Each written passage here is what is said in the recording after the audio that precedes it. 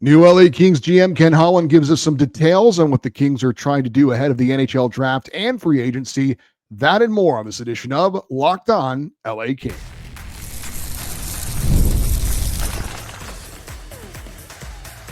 You are Locked On Kings, your daily podcast on the Los Angeles Kings. Part of the Locked On Podcast Network, your team every day. Hey, Kings fans, welcome to Locked On LA Kings, part of the Locked On Podcast Network, your team every day. Thanks for making Locked On LA Kings your first listen every day. We are free and available wherever you get your podcasts and on YouTube. I'm Eddie Garcia, your host of Locked On LA Kings. I've worked in sports media for the past 30 years, also co-host of the Puck Podcast, a weekly NHL review show, now in its 19th season of covering the NHL, and a passionate LA Kings fan for over 30 years. Today's episode is brought to you by FanDuel. Right now, new FanDuel customers can get $150 in bonus bets if your first $5 bet wins. Coming up on today's show, we're going to talk about three current LA Kings who may be on different teams soon. Plus, with the recent Hockey Hall of Fame announcements, how many LA Kings are Hockey Hall of Famers?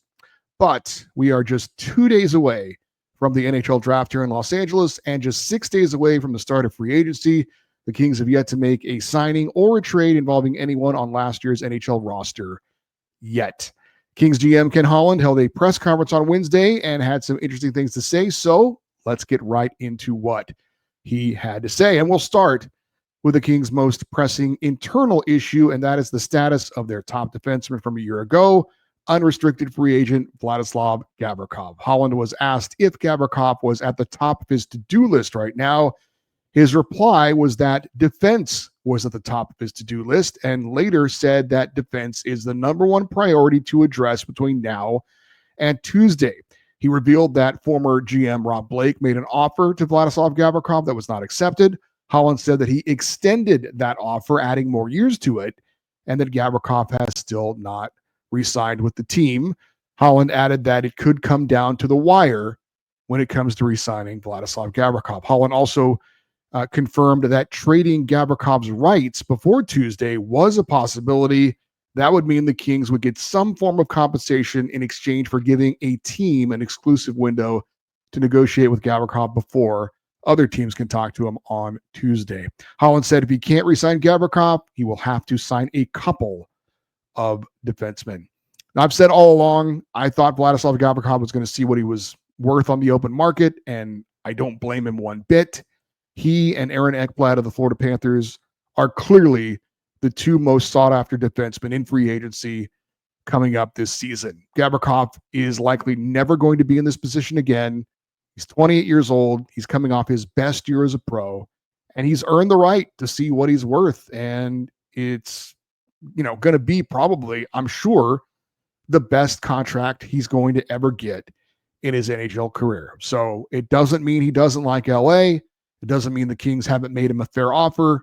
What it does mean is that he wants to see exactly what he is worth. And if I were in his shoes, I would do the exact same thing.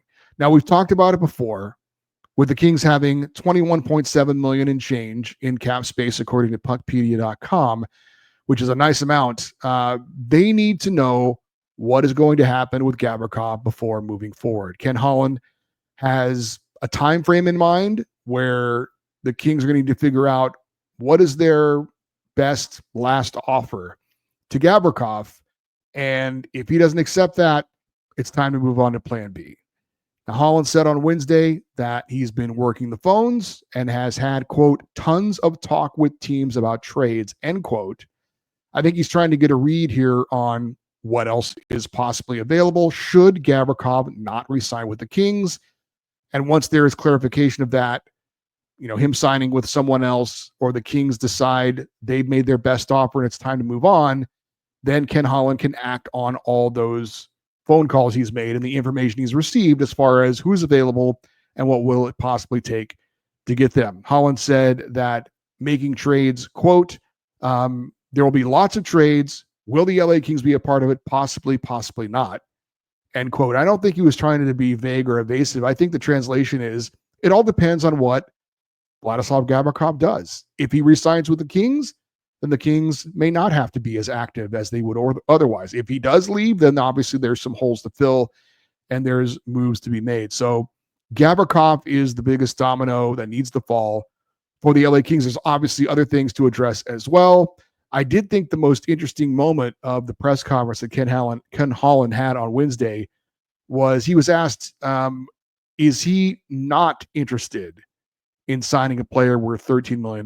Clearly a question about Mitch Marner. Obviously, you can't ask the specific question about the specific player that you're not going to get the answer, but you find ways of getting around that. That was one of those ways. And again, is he not interested in signing a player worth $13 million? And Ken Holland very seriously and calmly said, quote, "I never said that," end quote. So we'll see. That said, Ken Holland also never said anything about looking to go out and get a marquee type player. He would only say that he's looking for a top 9 forward. That's obviously pretty broad. It could mean a top line player, maybe not. Along those lines, he was asked about trade deadline pickup Andrei Kuzmenko, and Holland said that he's had talks with Kuzmenko's agent. He said that the coaches like Kuzmenko, that Kuzmenko liked the Kings, he liked the role that he was playing, and that the organization would like to keep him. It sounded a lot more optimistic than when he was talking about Gavrikov. Much shorter, much smaller sample size when you're comparing Gavrikov to Kuzmenko. Obviously, Kuzmenko coming over at the trade deadline. But I did think that he opened some eyes around the league with the way he played in LA. Only Mikko Rantanen in Dallas had more points than Kuzmenko of all the players that were moved at the deadline, from the deadline to the end of the regular season. So he was very impactful in a short amount of time. I've got to believe that opened the eyes of some teams out there. Whether that means he's, highly sought after, I don't know that that's necessarily the case, but I do think he's looked at as an option for other teams. But again, according to Ken Holland, they've talked, and I think he feels like he's in a better position as far as what Andrei Kuzmenko could want and the possibility of him returning to the LA Kings. We also got some clarification on forward Tanner Jeannot and the Kings' leading hitter from a year ago, where there were reports he was not looking to come back to LA next season. Ken Holland seemed to back up those reports by saying the Kings had interest in keeping Jeannot, but the Jeannot was looking for a bigger role on a team. Translation is that Tanner Jeannot wasn't all that happy with his minutes, his ice time, where he was playing on a fourth line, and basically he wants to get more ice time. He wants to maybe play on a third line somewhere. And I know one NHL player a little bit. That is to say, my wife knows this player's family, but you may be familiar with Matt Nieto from Long Beach. He was playing for the Colorado Avalanche at one point in his career, and he wanted to be traded back to the San Jose Sharks, the team that he originally broke in with, and he was traded to San Jose. Now, Colorado was a much better team than the Sharks at the time, but Matt said that he wanted to play, and he wasn't getting to play full-time in Colorado. He wanted more ice time. You only have so many games and years in your career, and obviously it's a lot more fun to play than to not play if you can have that kind of option. And he decided, I want to go somewhere where I can play. And that's what he did. Now, Ken Holland also addressed the Kings' fourth line and said they need to figure out a fourth line that the coach wants to play more, and the Kings need to address their depth. So that's also part of the equation. It's not front and center, but it's also something that he is looking at. He was asked about the Kings' backup goalie situation. He said they're still deciding if they want to re-sign David Riddick or go out and get somebody else. I know there were some rumblings over the last couple of days I saw on social media about the Kings maybe being interested in veteran goalie Jake Allen. He's probably the best unrestricted free agent goalie that is available. Played for New Jersey last year. He made $3.85 million a year ago. So he's going to be more expensive than David Riddick, where Riddick made just $1 million last season. So how that could factor into who the Kings' backup goalie is for next season could be a factor. Holland did address two Kings veterans in his press conference. He said that he has had talks with Adrian Kempe's agent. Kempe is a free agent after this coming season. And Holland said that he wants to work on a contract extension for Kempe after the draft and free agency when he has kind of more time to kind of focus on that. Holland was also asked about the future of Andre Kopitar, and he said that, quote, "My hope is we have a great year.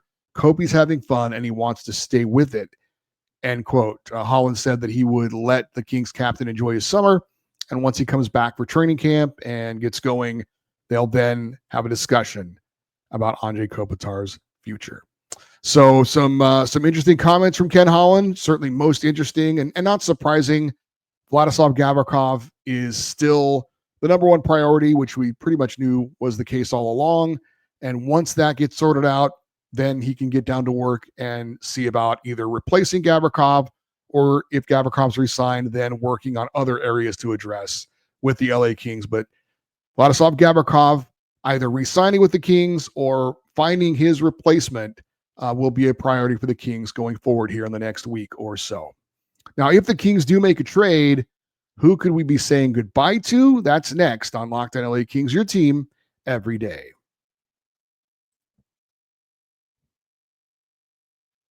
Guys, you've probably heard of Viagra or Cialis. Maybe you've even tried them, but if you're looking for something beyond the usual pill, it's time to meet Rugiet Ready. Rugiet Ready is the next-gen prescription treatment designed to amplify arousal in the brain and boost blood flow. Unlike the usual pills that can take hours, Rugiet's 3-in-1 formula dissolves under your tongue and kicks in fast, on average in 15 minutes. Effects can last up to 36 hours, so you can stay confident and in control when the moment is right.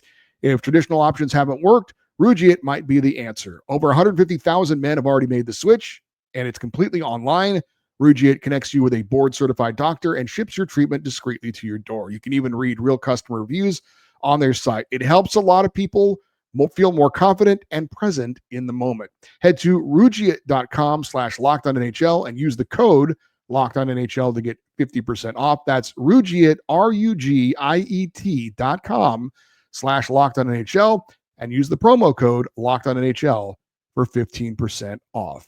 Individual results may vary with prescription treatment. Compounded drugs and are permitted to be prescribed under federal law, but are not FDA approved and do not undergo FDA safety, effectiveness, or manufacturing review. Please visit Rugiet website for full safety information.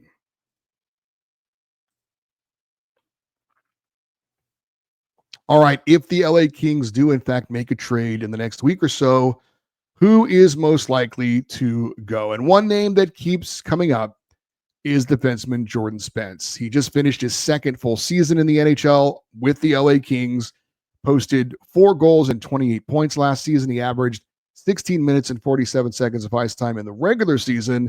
Of course, that plummeted in the playoffs, where he averaged 7 minutes and 31 seconds in 6 playoff games. Now, what makes Jordan Spence possibly attractive to other teams? Well, he's young, he's 24, right-handed shot, which is always in demand, good puck mover, pretty responsible defensively, can run your second power play unit, and he's only making $1.5 million for next season. He'll then be a restricted free agent after next season. So why would the Kings want to move him? Well, it certainly appeared, judging by how his ice time was greatly diminished in the playoffs, that head coach Jim Hiller doesn't trust him. And that showed up in the playoffs last season. And if the coach doesn't trust him and he's not going to play him in key moments, then you need to get someone else that the coach does trust. Plus, Jordan Spence is smaller, 5'11", 180, and it doesn't seem like Ken Holland and or Jim Hiller, it seems like they would prefer a bigger, more experienced defenseman in that position. So why would Jordan Spence want to go elsewhere? Well, according to Ken Holland, Spence wants to be in the lineup every night, which he was last season. He played 79 of 82 games, but the translation is Jordan Spence would like to be trusted. He would like to have a bigger role. He did not agree with the decision to not play him in the playoffs. And with Drew Doughty and Brandt Clarke in front of him on the right side, him getting a more significant role with the Kings anytime soon isn't likely. So kind of like Tanner Jeannot, I think Jordan Spence just wants to play more and wants to go somewhere where he's going to be trusted. Ken Holland did go out of his way to say on Wednesday that Jordan Spence has not requested a trade, that he wants to stay with the Kings, but he also wants to play a bigger role. And I've said it before, the Kings exit interviews, there were a lot of disappointed players, but I don't know that anyone was more upset than Jordan Spence. He generally looked pissed off. And I think he was not only upset with the result against the Oilers, but that he wasn't trusted by Jim Hiller and the coaching staff and didn't get to play as big of a role as he wanted to. And we've talked about it, how, limiting the Kings roster with the number of players that were playing most of the time and how that affected the lineup and how it wore the team down and so on and so forth. So it seems likely that Spence would be moved unless somehow the head coach changes how he feels about the player. And I don't know that is necessarily going to happen. Another player whose name has been coming up is Alex Turcotte. He just wrapped up his first full season in the NHL. He scored 9 goals with 25 points in 68 games, playing all over the lineup, averaged 11 minutes and 44 seconds of ice time per game. What makes him attractive to other teams? Well, he's a former first-round pick, 5th overall, and teams love to get players who have potential. They think that putting them on their team is going to cure whatever issues he's had, and he'll realize that potential with their team, and they've got a steal. Ken Holland did praise Turcotte's versatility in his press conference on Wednesday. He said that Turcotte could play anywhere in the lineup, in any position, and that those types of players are valuable, especially when you have injuries. He said that for a young player, it is important to find a role and grow with it. So while he was praising Turcotte's ability to play anywhere, he also recognized that it was probably best for his growth to find a spot for him and stick with him there, whether that be 4th line center or something like that. Turcotte obviously does bring a lot of energy and, finally was relatively healthy this season, got a chance to show what he could do. And there were moments where he looked pretty good. Maybe he's a guy who's going to blossom into a really good player. I could certainly see other teams that are maybe looking to acquire younger prospects would be interested in somebody like him. He's also a cheap addition. He's only making $775,000 for the next 2 seasons and then becomes a restricted free agent. As far as the downside for Turcotte, like Jordan Spence, he's not very big, 5'11", 185. He has been injury prone throughout his career and, looks like he's more of a bottom 6 forward than a top 6 forward at this point, but who knows? Like I said, he could blossom into something more, but he needs more playing time and probably more of a consistent role with the team. I think the Kings like Turcotte, but I think they also feel that if they could upgrade a bottom 6 role and maybe get somebody that's a little bit bigger, a little bit more reliable, that would be something that would kind of upgrade the roster as well. Also, Trevor Moore is the third player whose name has come up that could be traded. Unlike Spence and Turcotte, Moore is certainly a more established NHL player. The Thousand Oaks native just wrapped up his 5th season in LA. Had a bit of a disappointing year with 18 goals and 40 points, coming off a career year where he had 31 goals and 57 points the year before. What makes him attractive? Well, he's a very reliable middle 6 forward, potential 30-goal scorer, quick, elusive offensively, decent shot, and can play on both of your specialty teams, very good penalty killer, and can contribute on a team's second power play unit as well. Now, he's a bit older. He's 30, but with him, you likely know what you're going to get. This isn't about potential. This isn't about a guy learning his role. He knows his role, and he's pretty good at it. 5'11", 195, plays hard every night. He is signed for the next 3 years at $4.2 million per season. I will say for the record, I can certainly see Jordan Spence and Alex Turcotte being moved. I kind of hope Trevor Moore does not get moved. I think certainly the Kings have bigger needs. If Trevor Moore is someone who's sought after, and I think he could be for a more established team that wants a veteran middle 6 guy, if you can make your team better by moving him, okay, I get it. But I think Trevor Moore is going to have a bit of a bounce back season next year. I think he's going to be a little bit more of the player we saw 2 years ago than the player we saw last season. So we'll see if Trevor Moore gets moved. I still like him as a player. I still think he has a good role on the team, but he is certainly a candidate that could be moved as well. And it's certainly worth pointing out Trevor Moore, Alex Turcotte, Jordan Spence, none of those players have any kind of trade protection, no partial or no trade clauses. They can be moved at any time. So we'll see if any of them get moved or not in the next week or so. One name that would be very surprising if he was part of any kind of trade is Alex Laferriere. I do think that teams would be interested in him, but Ken Holland at the press conference on Wednesday called Alex Turcotte one of the important young pieces on the current roster. As far as, he's a restricted free agent and they need to sign him. Holland said that they are trying to find a fair term on a short-term deal. And he said, quote, important guy to the organization, will find a solution to have him in camp, end quote. So sounds like a deal with Alex Laferriere could be coming sooner rather than later. And again, Ken Holland has mentioned Alex Laferriere several times as an important player, an important one of the young pieces for the Kings that needs to get better, but that he is a part of the Kings' future. So would be surprised if an Alex Laferriere were to get moved. The Hall of Fame class for 2024 was announced, and it got me thinking, how many LA Kings are in the Hall of Fame? We'll discuss that next here on Locked On LA Kings, your team every day.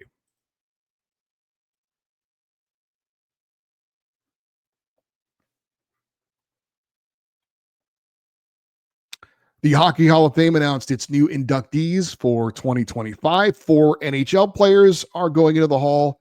Zdeno Chara, Duncan Keith, Joe Thornton, and Alexander Mogilny. 2 female players are going in, Jennifer Botterill and Brianna Decker. And there are 2 builders going in as well, Jack Parker and Danielle Savoie. I probably did not pronounce that correctly, but you probably don't know that unless I said something. So it got me thinking, exactly how many LA Kings are in the Hall of Fame?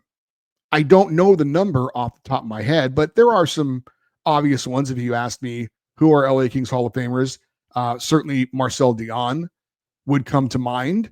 He was a great LA King for a long, long time and amongst the best Kings ever to play, which is why he's in the Hall of Fame and his number is retired.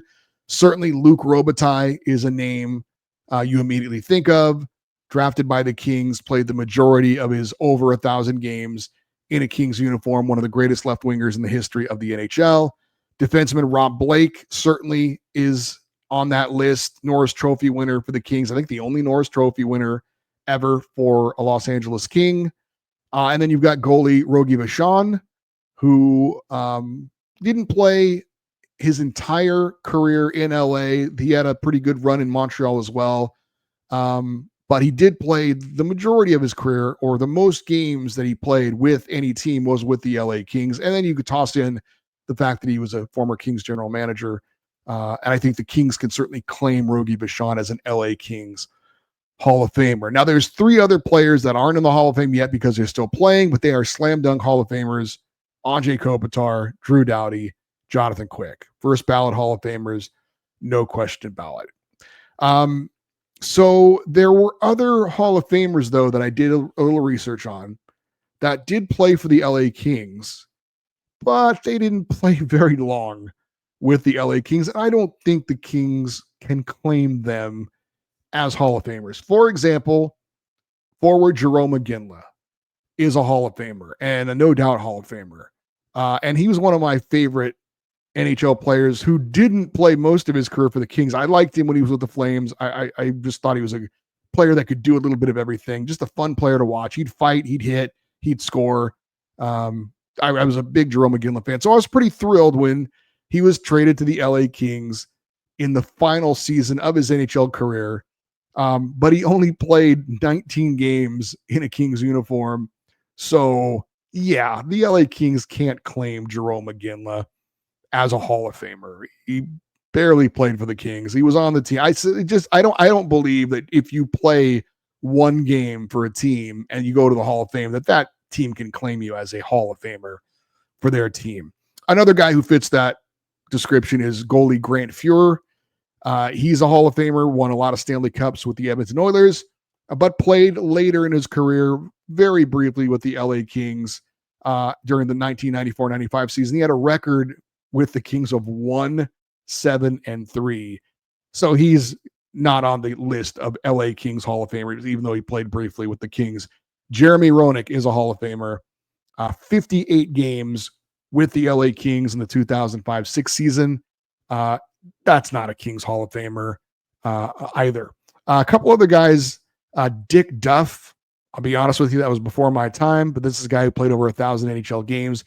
Only 39 of them with the LA Kings back in 1970-71, but he is an NHL Hall of Famer. But the Kings can't claim him. Goalie Billy Smith was drafted by the Kings. He was a 5th-round pick in 1970, never played a game for LA, went on to backstop the New York Islanders to 4 Stanley Cup titles. Certainly, the Kings cannot claim him. Also, defenseman Harry Howell is a Hockey Hall of Famer. Played 168 games in LA, the final 3 seasons of his LA Kings career. That's not a Kings Hall of Famer, though, either. Also, forward Steve Shutt played 59 games in LA. His final season in the NHL.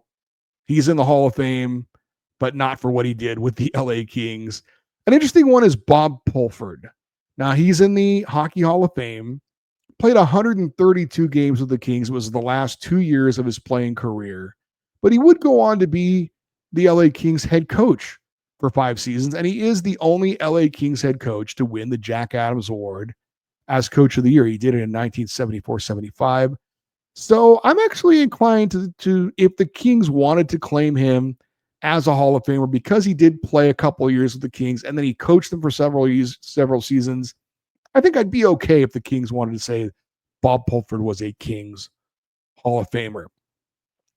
So just because you play with the team, to me, again, doesn't mean that you can be claimed as a Hall of Famer. Now, there were other players who played more games somewhere else, but still played a significant number of games for the LA Kings that I think are and should be considered Kings Hall of Famers. Of course, Wayne Gretzky is one of them. Now, he did play more career games in Edmonton, 696, to LA, 539. But he won the only Hart Trophy in Kings franchise history, was a 3-time Art Ross Trophy winner with the Kings as the NHL's leading scorer. I mean, if you put a gun to my head and ask me what team is Wayne Gretzky known for playing for, I would probably say the Oilers more than the Kings. But as you, I'm sure, know, he had a huge influence on hockey in Los Angeles, hockey in non-traditional markets. He won all of his Stanley Cups in Edmonton, but I think the LA Kings absolutely can claim the great one as being a Kings Hall of Famer. I think the same thing goes for Jari Kurri. He played 331 games over 5 seasons with the LA Kings. Again, he's more known as an Edmonton Oiler than he is an LA King, but 5 seasons is enough time, I think, for the Kings to lay claim to Jari Kurri as a Kings Hall of Famer. How about Paul Coffey? He's a Hall of Famer, Hall of Fame defenseman. He played for a bunch of different teams, played for 8 NHL teams, was more known for being with the Oilers as well. But just 60 games with the LA Kings, for me, that's not enough for the Kings to claim Paul Coffey as a Hall of Famer. Larry Murphy, Hall of Fame defenseman, started his career in LA, was a number 1 draft pick of the Kings back in 1980. 242 games with the Kings, his first 4 seasons. That's right on the border, but because they did draft him in the first round, because he did start his career in LA, I'd be okay if the Kings wanted to claim Larry Murphy as a Kings Hall of Famer. How about Larry Robinson, defenseman? Great Montreal Canadien, ended his career with the LA Kings. It is interesting that some of these Hall of Famers we didn't know very well, they ended their careers in LA, which does kind of tell you something. But Larry Robinson, 182 games with the LA Kings. I would say that's not enough for him to be claimed as an LA Kings Hall of Famer. Now, there are a couple other players that might have a shot of getting into the Hall of Fame. Forward Dustin Brown certainly would be an LA King Hall of Famer. He didn't play for any other team. Won 2 Stanley Cups with the Kings. You all know it. But is he a Hall of Famer? I tend to think probably not, just based on the numbers. 325 career goals, 712 points. That's not bad, but it's not exactly Hall of Fame worthy. I did look to see if there were any players in the Hall of Fame who had some comparable numbers. Henrik Sedin is in the Hall of Fame, and he scored fewer goals than Dustin Brown. Brown had 325. He had 240, did Henrik Sedin. But he also had over 1,000 career points, which Dustin Brown was about 300 points shy of that mark. Pavel Datsyuk had fewer goals than Dustin Brown, 314, but he had 918 career points. He's also a two-time cup winner. And he did it in about 343 fewer games than Dustin Brown did as far as getting his goal scoring numbers. So just don't think the numbers are there for Dustin Brown. But if he were able to get in, he certainly is an LA Kings Hall of Famer. And the final guy I think is pretty intriguing, and that's Jeff Carter. He played more games in an LA Kings uniform than in any other place. That might be surprising to some because he started his career in Philadelphia and played there for quite a while. But he played in 580 games with the LA Kings, of course, was a part of both of the Kings Stanley Cup winning teams. He's a borderline Hall of Famer. I think for me, the numbers for him, 442 goals and 851 points. Pavel Bure is in the Hall of Fame. He had fewer points than Jeff Carter did. We mentioned Steve Shutt earlier, a Hall of Famer who finished his career with the Kings. He's got fewer goals and points than Jeff Carter, although he did accumulate his points in 400 fewer games than Jeff Carter did. Guy Carbonneau is a Hall of Famer. He's got fewer goals than Jeff Carter. Also fewer points. Jacques Lemaire is a forward who's in the Hall of Fame, fewer goals and points than Jeff Carter. Although, again, Jacques Lemaire did it in about 456 fewer games. They have comparable numbers. Jacques Lemaire also won 8 Stanley Cups. That's part of the reason why he's in the Hall of Fame as well. So if Jeff Carter gets in, certainly I think the Kings can claim him as an LA Kings Hall of Famer. So we know Dion, Robitaille, Blake, Vachon are definitely Kings Hall of Famers. Kopitar, Doughty, and Quick are Kings Hall of Famers when they get in. I think Bob Pulford, I think the Kings could claim as a Hall of Famer. And if Jeff Carter gets in, he'd be a Hall of Famer as well. So if Carter were to get in, that would be, I think, 9 Hall of Famers for the LA Kings. And that's just talking about players. Of course, Bob Miller's a Hall of Famer as a broadcaster. So is Nick Nixon. And I think Jim Fox one day should absolutely be in the Hockey Hall of Fame for his contributions as a broadcaster to the game of hockey.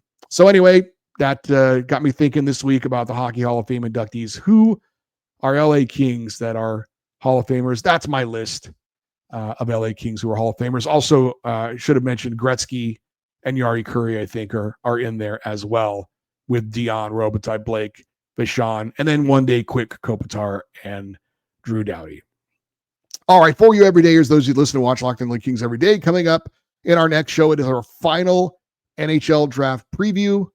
Then on Friday, the first day of the draft, we are going to have a combination show. We're going to have our first part of the show will be dedicated to who the Kings select with their first round draft pick. If in fact they have a first round pick, that they don't trade it or trade back, we'll see. And then the rest of the show will be fan feedback. And then on our following show, our weekend show, we're going to have a weekend show.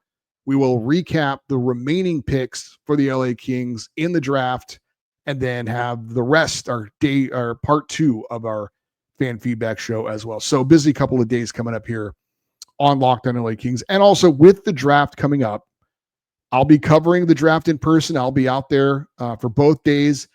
Going to have some extra draft coverage. It's going to be exclusive to certain listeners of the show and viewers of the show.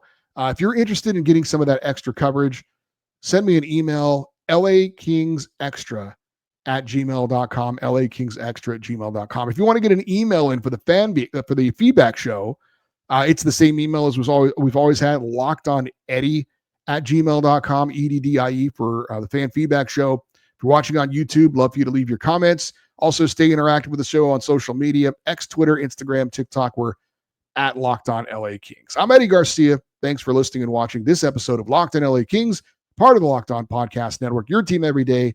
Have a great rest of your day. We'll talk to you next time. And as always, go Kings, go.